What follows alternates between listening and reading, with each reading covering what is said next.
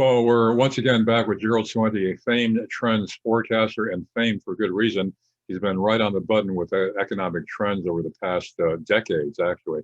And Gerald, for a while you'd been predicting a Biden bounce because of all the stimulus money.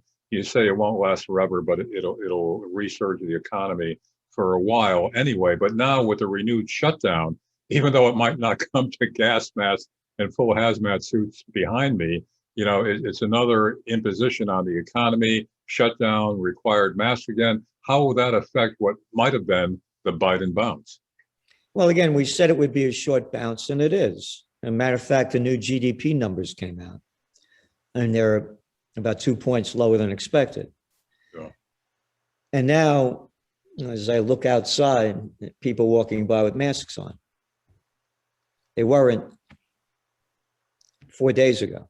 Yeah. And now they're all freaking out. The Delta variant's going to get you. The Delta variant's going to get you. They could keep this going forever, and the vaccine's going forever, and all the money they're making from that going forever. And again, what people don't realize, there are 4 groups running the country. It used to be 3. The first is the military-industrial complex.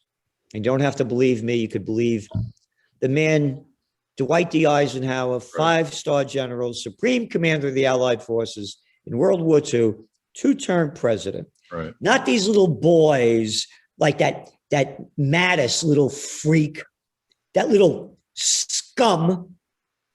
Not a him. This is a real man. Yeah. Warning us on his farewell address, January 17th, 1961, that the military-industrial complex was robbing the nation of the genius of the scientists, the sweat of the laborers, and the future of the children. Hey, you like that Afghan war? Oh, it was great, huh? How about the Iraq war? Nah, I bet your favorite was the Vietnam war. How about the Korean war? He warned us. And that was 6 decades ago, so you can imagine how much worse it's gotten since then. Exactly. Number 2, the banksters. They're too big to fail. Hey, you're just a piece of crap. You're a nothing. You're a little scum. But the banksters, hey, they're too big to fail. Hey, all you libtards that love Obama, huh? How that money he shoveled into them? Oh, the Federal Reserve only put $29 trillion between Bush and Obama. $29 trillion, according to the Levy Institute at Bard College, into the banking system. Oh, you remember those repo markets? Oh, yeah, Trump was in then. Yeah, running out of money. And the Federal Reserve dumped in $7 trillion from September 2019 to January 2020. The banksters. There was this guy, this story, Jesus Christ. You ever hear of him? Yeah, the guy, he made a whip. Couldn't buy it at Walmart's back then. He had to make them. Goes into the temple and drives the money changers out. Yeah, that guy. Has a Last Supper and he's hanging on the cross 3 days later for screwing around with the bankers. Number 3, the drug dealers. Morons and imbeciles call them big pharma. They're drug dealers. They're drug lords. Listen to the commercials on TV. That slime ball Bill Clinton allowed to happen in 1997. Before then, it was banned. Oh, yeah, you take this and you'll have these side effects. Yeah, you'll die, basically. Anyway, they're drug dealers. How about those opiates, huh? Wasn't they great? Oh, Johnson & Johnson. Oh, yeah, that talcum powder. Oh, they're suing them again for that. Oh, yeah. They're drug dealers. Drug dealers, bankers, banksters, and the military-industrial complex. And now number 4, high tech. We'll tell you what to say. We know what's right. You don't have a right to anything. This country's gone. And not only here, around the world. It's done. And now, with the mask freak, you asked about the economy, it's going to go down. People are freaking out. They were freaked out before. Now it's a double freak out. Gerald, how much of this do you think is intentional, planned? All of it. All of it. It's intentional for power hungry. Again, an Eisenhower quote. Anyone seeking the office of president, any man seeking the office of president, is either an egomaniac or crazy. Yeah. The people in politics, the low-life pieces of shit. They've been sucking off the public tick their whole lives. They never worked a day in their life, most of them. Look at that Biden. Since he's 30 years old, sucking off the public tick. One after another. Look at every one of them. Pelosi, not so Feinstein, every jerk out there, little Chucky scumbag Schumer, little Andy Cuomo, a daddy's boy, the governor of New York. No, they don't work. They don't have a clue on what to do. Where is this all headed? Since they're obviously not going to do anything to really fix it, they give lip service to some things like raining in China, which won't happen because Biden is so compromised, Biden and his son. So where is this all headed, and is there any way to reverse it? It's heading to hell. Look, could you imagine the founding fathers telling people to get vaccinated? Fighting for freedom from the UK, from Britain. And could you imagine the founding fathers telling the people to do what our government's telling us to do now? Could you imagine that? There are a few politicians that seem to be trying to right things. Like, and you're going to be at Ron Paul's rally on Labor Day, is it? Yeah, I'll be speaking there. And what's that going to be about? It's about the war against us. But he's not a politician anymore. He's gone. He's the only guy I voted for president. Him and Ralph Nader, the only two people I voted for president in the last. I was dumb enough when I was a young guy. I voted for Richard Nixon in 1968. In fact, Gerald, you learned early on at the beginning of your career just how corrupt politics works, and you saw the inside mechanisms of the insiders, the way things were manipulated in the New York State Assembly, correct? Yeah, I was the assistant to the secretary of the New York State Senate.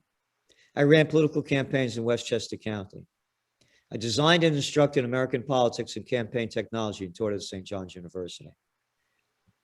I also was the chief government affairs specialist for a major segment of the chemical industry back in the 70s. I was killing environmental legislation at the height of the environmental movement. So I wouldn't know what I know if I wasn't on the other side.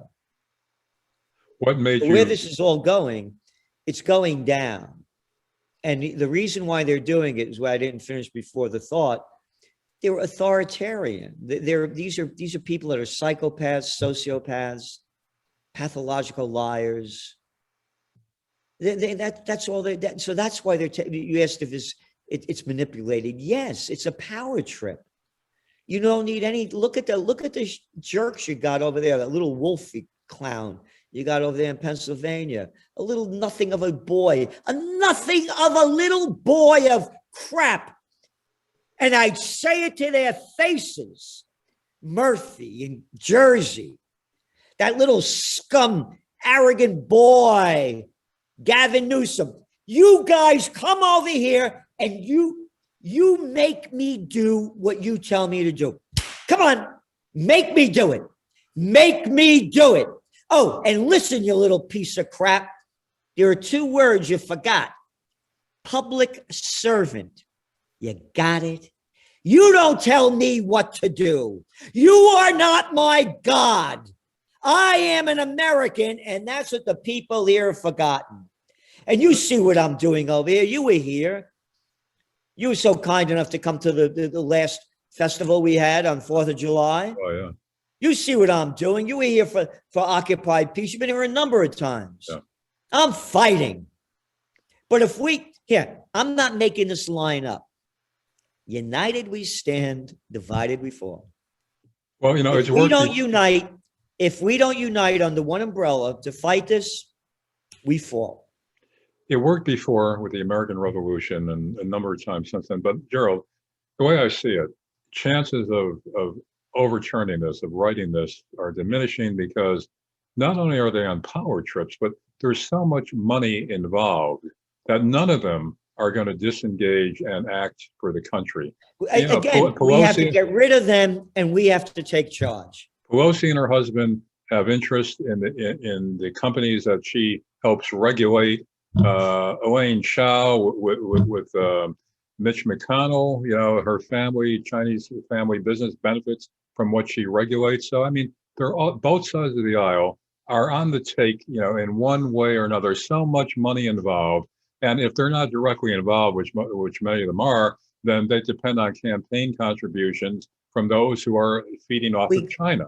you're So 100% right, Larry. We got to get rid of them. We've got to get rid of them. We need a new third party, a party of freedom, peace, and justice. It could happen. It does not take a majority to prevail, but rather an irate, tireless minority, keen on setting brushfires of freedom in the minds of Benson Samuel Adams. And when you're talking about the money that they're giving, how about Pfizer giving Biden $1 million for his campaign, for his inauguration? Yeah. How about that little scum, another arrogant little boy, that Eric Gottlieb, that was the head of the FDA under Trump? And where is he now? On the board of directors of Pfizer. When do you see buyer's remorse reaching critical mass so people will really know that they made the wrong choice for Biden? Never. The people that made the wrong choice are never going to learn. They don't admit it. They won't admit it. They're cowards. They're cowards to do it. They won't admit it. Forget them. Forget them. With the American Revolution, less than 50% of the people at the height of the revolution didn't support it. So therefore, it's up to that committed minority that you're talking about to make things right. That's it. Because here's the deal. The other ones aren't fighters. They'll fold. They're followers. They don't fight. They don't fight. All right, Gerald, I know from your end, with these rallies you're holding, with the kind of activism you're involved in, you're trying from your end. But, it's still not enough to get enough of that committed minority empowered to really change things. So I know. How do you increase that? One of the ways I'm trying to do it is with the church that I started, the Universal Church of Freedom, Peace, and Justice. So regardless of what religion you believe in, if your God believes in freedom, peace, and justice, let's unite. The only way we're going to win this is under one umbrella, all with one voice and one message, and it's global. Look what they did in France. You can't go into a restaurant without a vaccine passport. Italy. Oh, Netflix. You can't no movies unless you're vaccinated. Yeah, and that guy, what's his name? That Myers. I think it's Danny Myers, the restaurateur in New York. Yeah. Shake Shack, that one. Yeah. You can't go into his restaurants unless you're vaccinated. Right. I got this little clown telling me what to do. Screw you. So where's business going to go? There's about 30% of the people that are not going to be on board, at least, maybe 25. That's a big percentage. Then you have the fear factor in there. So when you're looking at the economy, that's what you have to put together there. The stock market is still doing fairly well despite some fluctuations. But again, that was the stimulus money. So how soon is it going to drop, and will it be a precipitous drop? It's only going to drop when they put interest rates up. Which is when? It's hard to tell. They're going to play the game as much as they can. They'll lie about anything. So as long as they have the cheap money out there, the bigs keep it going. They're getting the money for nothing. Look what's going on. Citigroup, they borrow money at 0.35%. Yeah. What do they charge on the credit cards? 27%, 27.5%? That used to be illegal. That was usury at one point, right? Yeah, you know who changed it? Who? Another little arrogant little boy, the peanut farmer, Jimmy Carter. Yeah. He's the one that deregulated the airline industry. Yeah. He destroyed it. I was flying first class. I told you what I used to do. I was a top government affairs specialist. I was flying around the world first class. Boy, that was the airlines of the day. Oh, what would you like? Used to roll down a roast or a lobster thermidor. Yeah. Jimmy Carter deregulated the airline industry, and that was the end of it. Do you know how the airlines used to compete? On service. Yeah, that's right. I remember back then, once upon a And time. everybody was dressed. Did you ever hear the expression pigs can't fly? They do fly today, right? Yeah, that's right. You've been to the airport lately? Yeah. Gerald, before anybody gets the idea that you're going to become a televangelist, explain more about this universal, quote, church. Oh, yeah, it has nothing to do with religion in the sense of what God you believe. It's just if you believe in freedom, peace, and justice, let's all get together under one banner. Yeah. Whatever you believe in, if pro-abortion, anti-abortion, that's not the issue here. If you believe in freedom, peace, and justice, for you to do what you want to do, not have anybody tell you what to do, as long as you don't violate the rights of anybody else, come on board. Gerald, also, some people might be surprised to hear that you once fought against environmental legislation. You were on the side of the biggies. What made you switch? I started growing up. I did it, as I told you, I was 26 years old when I was the assistant to the Secretary of the New York State Senate. I don't know if you ever saw the picture of me and Ronald Reagan. I was 30 years old. I picked him up at the Chicago Hilton. Yeah. When I was the number 2 guy running a major trade association at 30 years old. I mean, that was 2 days before he was announcing he's running against Jerry Ford. So not only did you 1976. Not only so I put on a brunch with him and my board of directors, 16 people.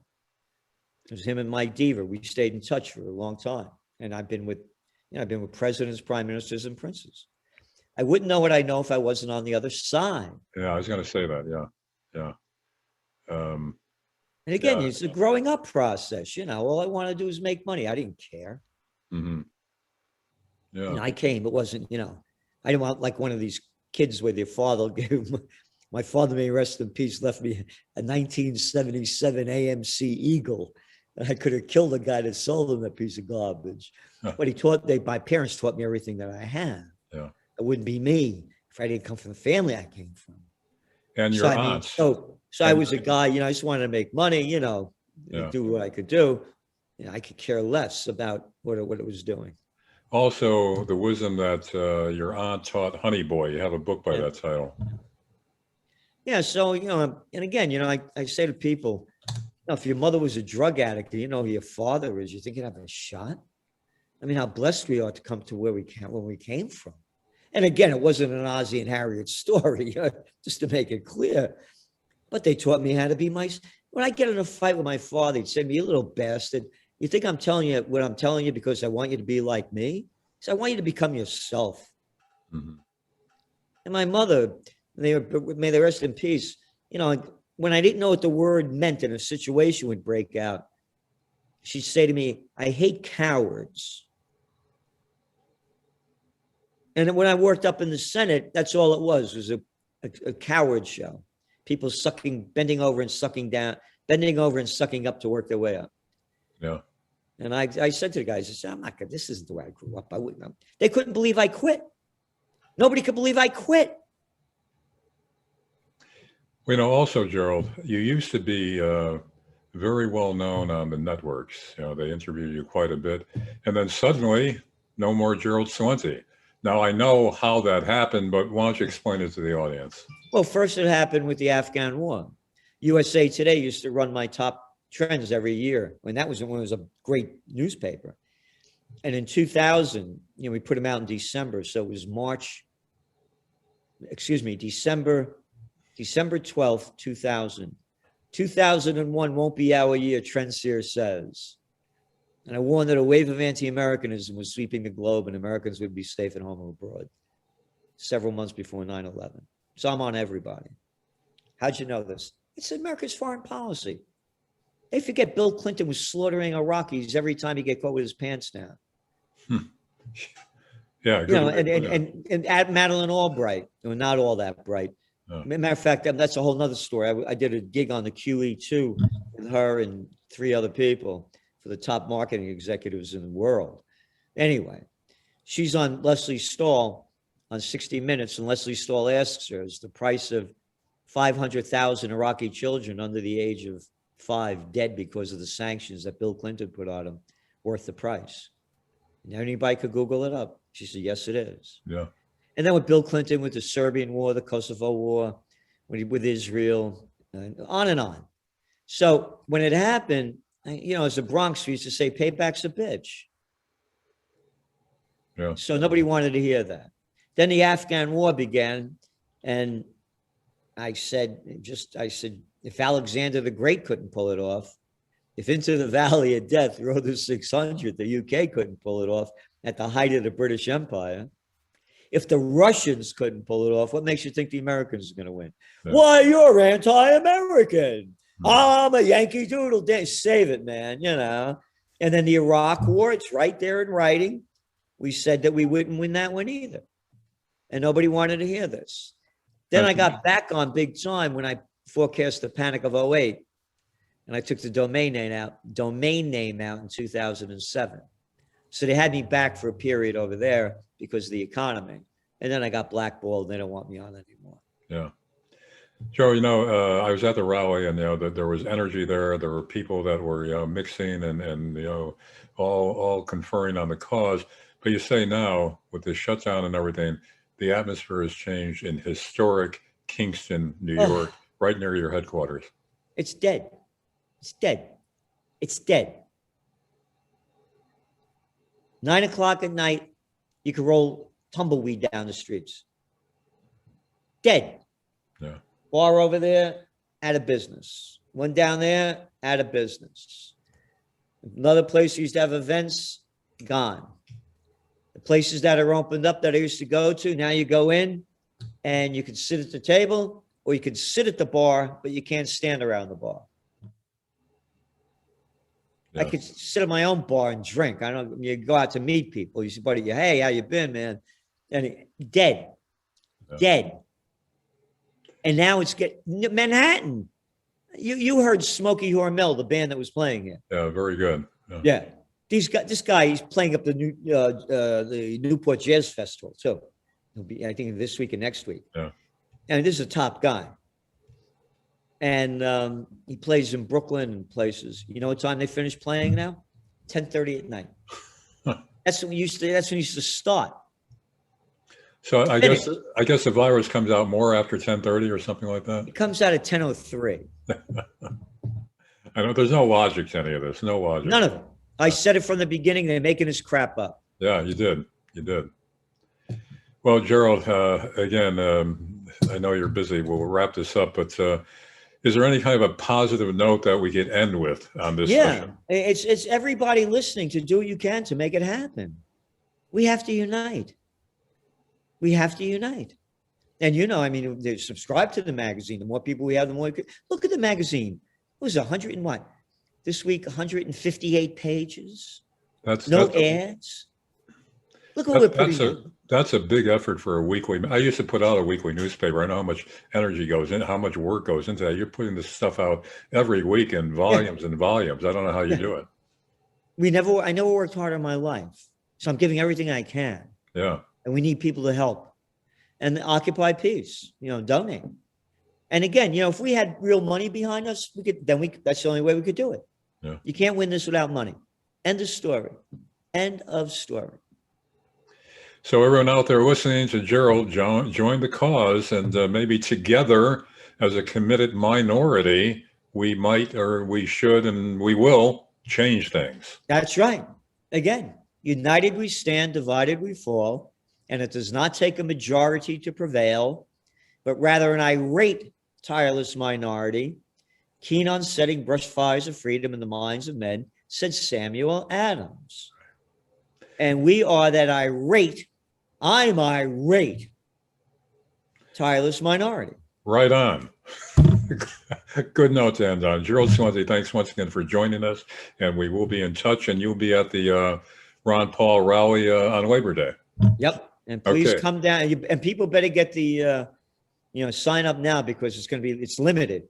Yeah. And Judge Napolitano is going to be there too. He was a great speaker at your 4th of July rally. Yep. Yeah. So, all right, Gerald Celente, thanks once again for joining us. And thank you. Thank you for all you do.